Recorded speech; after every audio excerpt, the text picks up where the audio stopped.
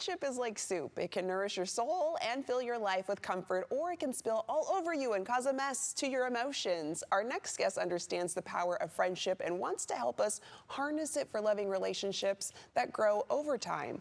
Florence Ann Romano is the author of Build Your Village, a guide to finding joy and community in every stage of life.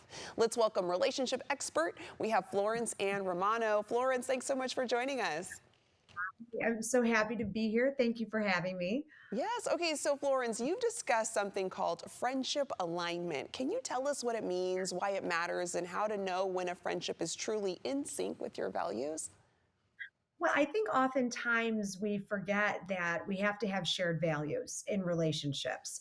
And that's not just romantic relationships, but friendships as well.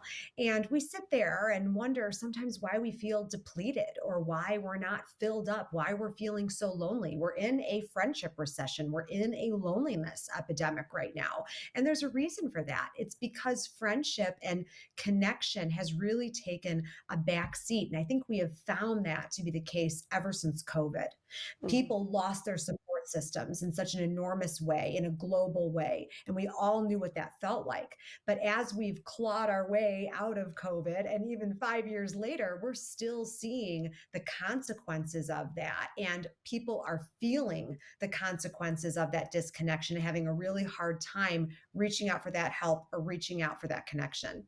And when we're looking for those friendships that align with us, why is respect a key factor in sussing out a good friend? Wouldn't you think that respect is probably the most important thing in Yes. any relationship that you have or in life in general? We look at our phone sometimes and we look at our text message threads of people that we have on there that we have these constant conversations with. And I would say that all those people that I have open on a text message thread are people that I respect.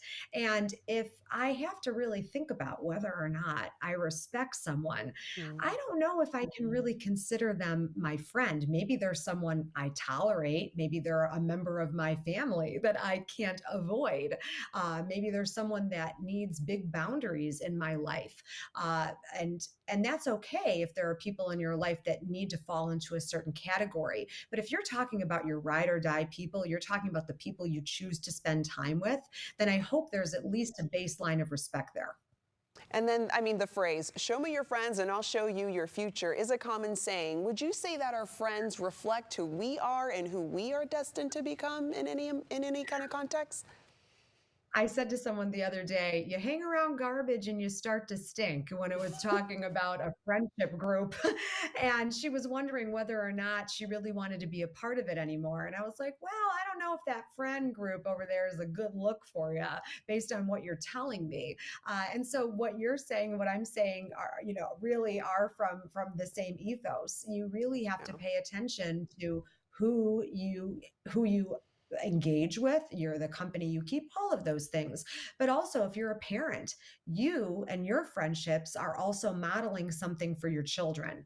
And again, respect and values, all of that comes into play as well. So you do want to pay attention to who you're choosing to be in your circle. Here's a tough one. How do we lovingly release friendships that are no longer aligned and no longer serve our Yeah. highest good? Can I tell you that that's one of the most popular things I hear from people right now is how do I politely bow out of this friendship? And I always say you can say what you mean without saying it mean. You can certainly have conviction behind your words without burning a bridge or Yeah. hurting someone's feelings. Like we always talk about in life, that your emotions are always okay, your feelings are always okay, but it's your reaction that can be not okay. And Yeah. so I think when you're having a conversation with someone that is going to be emotional or challenging, back into it. Think about what's the goal here I have in this conversation or with this person, what their personality is like, how they process. Think about that goal and then back into it. You're going to have a better chance of success if you set it up that way. Florence Ann Romano, thank you so much for joining us. I'm going to let our viewers know where they can go for more info. The best way to have friends is to be a friend. Get more insights by heading to florenceann.com.